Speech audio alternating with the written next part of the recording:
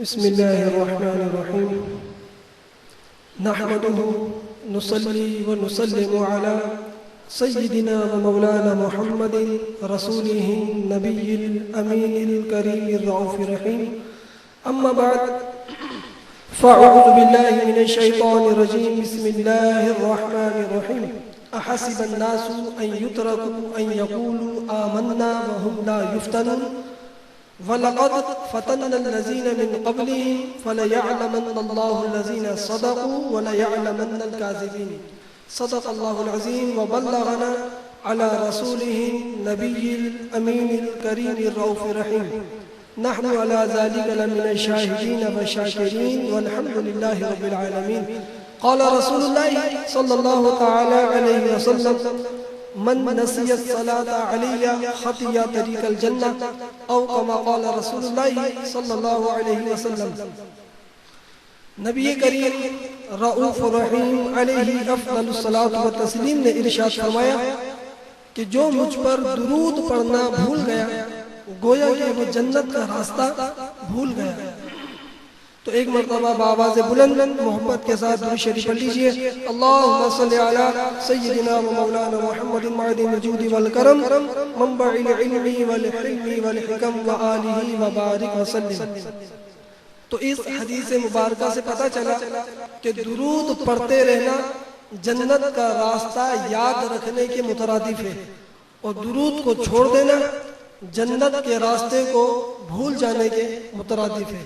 تو مومن کی شان ہے کہ وہ ہر وقت جنت کی تلاش میں رہتا ہے اور اپنے ہر کام میں وہ اچھی نیت کو ملحوظ خاطر رکھتا ہے، کیونکہ دنیا تو ایک پلیٹ فارم ہے، اسے اپنی گاڑی کا انتظار کرنا ہے، اور جو ہی اس کی موت کی گاڑی آئے گی اس کو سوار ہو کر اپنی منزل کی طرف جانا ہے۔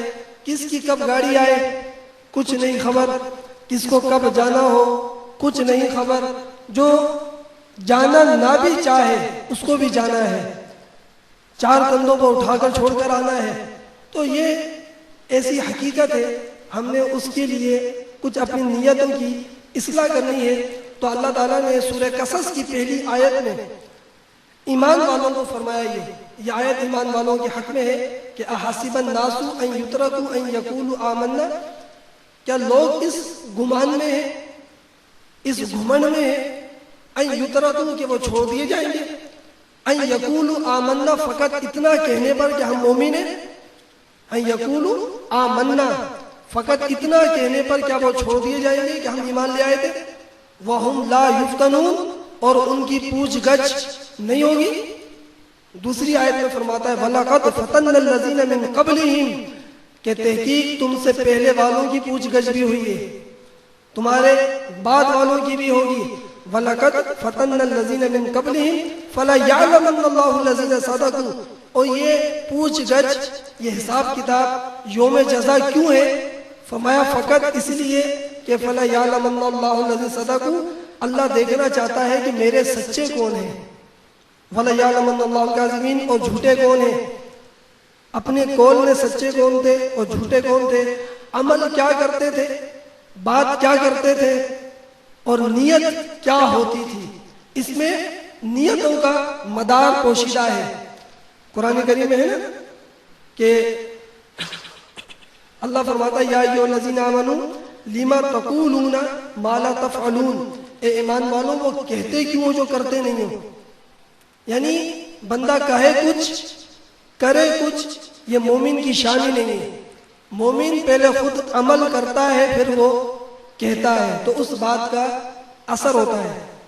تو نیتوں پر قرآن کریم نے بڑا زور دیا ہے کہ فقط اتنا کہنے پر تم چھوڑ نہیں جاؤ گے، تمہاری نیتوں کی جانچ پڑتال ہوگی، کس عمل کو تم نے کیوں کیا تھا، کس کے خاطر کیا تھا، اللہ کے خاطر یا دکھاوے کے خاطر۔ تو الذین هم یراؤون، اگر وہ عمل دکھاوے کے لیے تھا تو تم فقط دکھاوے والے ہوئے، تمہارے اعمال برباد ہیں۔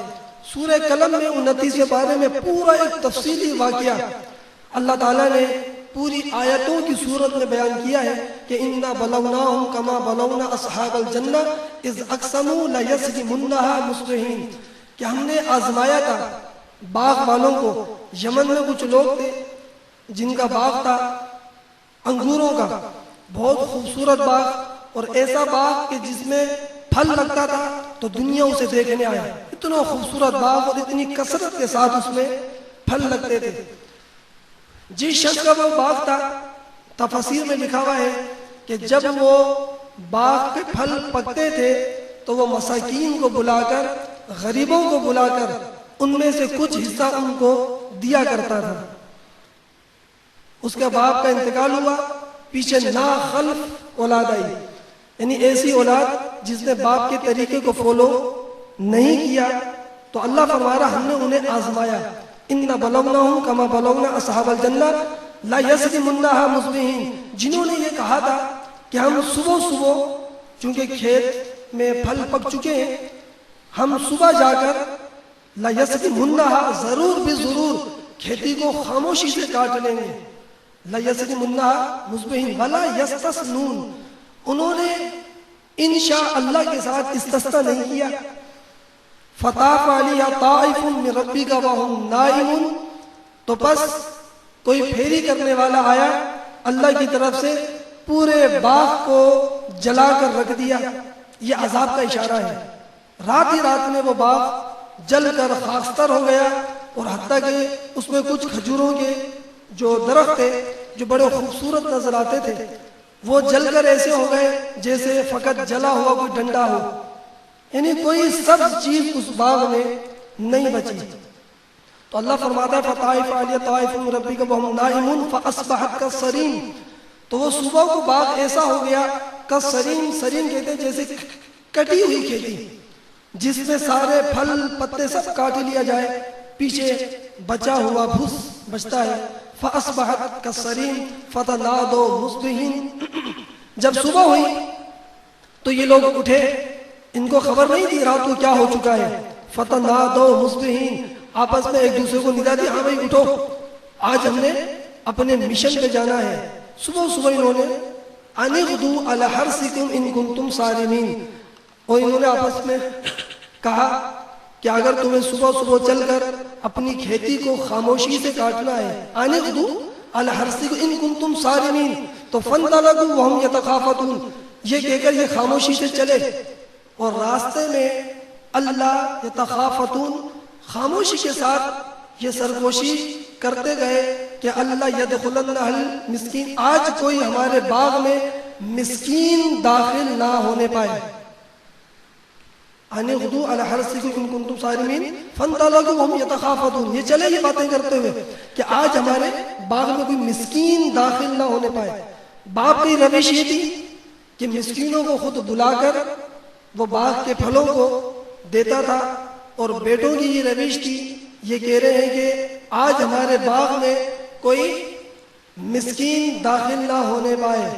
اب یہ لوگ جب باغ میں پہنچے تو قرآن کریم کو فرقان حمید میں فرمایا وَغَدَوْا عَلَى حَرْدٍ قَادِرِينَ. یہ سمجھ رہے تھے کہ ہم اپنے منصوبے پر قادر ہیں، ہم جو چاہیں گے ہم کریں گے.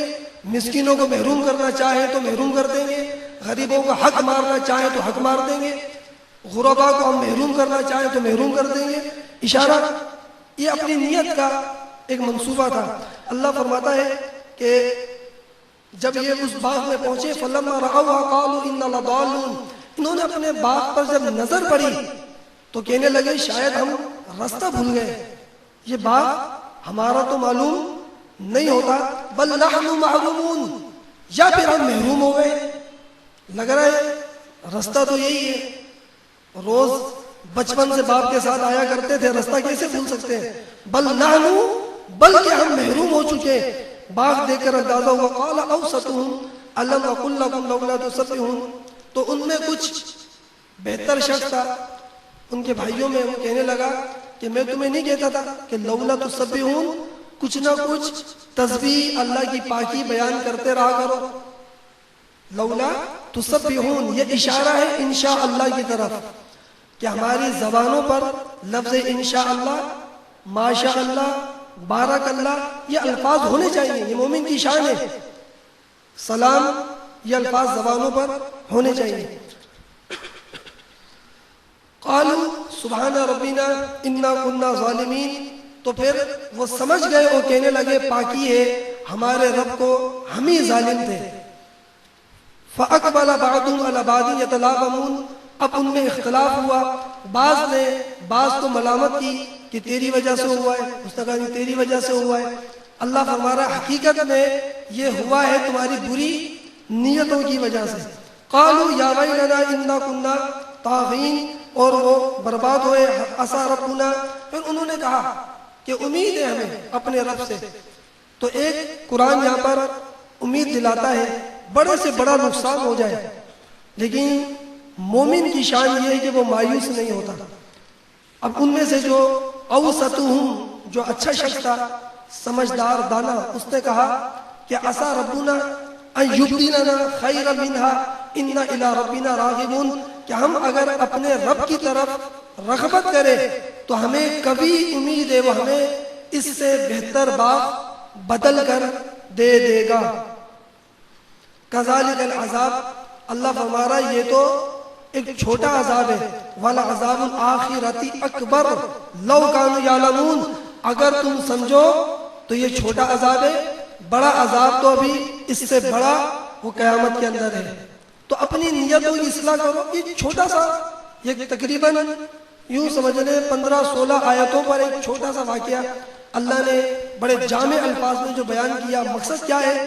فقط نیت کی اصلاح، کہ نیتوں کی اصلاح یہ ہو کہ مال جتنا کمانا ہے، کمانے پر کوئی پابندی نہیں، زکوٰۃ کی نیت ہونی چاہیے، قربانی کی نیت ہونی چاہیے، صدقہ فطر کی نیت ہونی چاہیے کہ اللہ مجھے توفیق دے تو میں قربانی کروں گا، اللہ مجھے توفیق دے تو انشاءاللہ غریبوں کو، مساکین کو، بیواؤں کو، یتیموں کو نوازوں گا۔ اللہ اس نیت پر بندوں کو پھر نوازتا ہے۔ اللہ تعالیٰ سے دعا ہے کہ یا رب العالمین ہمیں اپنی نیتوں کی اصلاح کرنے کی بھی توفیق عطا فرمائے اور اعمال صالحہ کی توفیق عطا فرمائے۔ وما علینا الا البلاغ المبین۔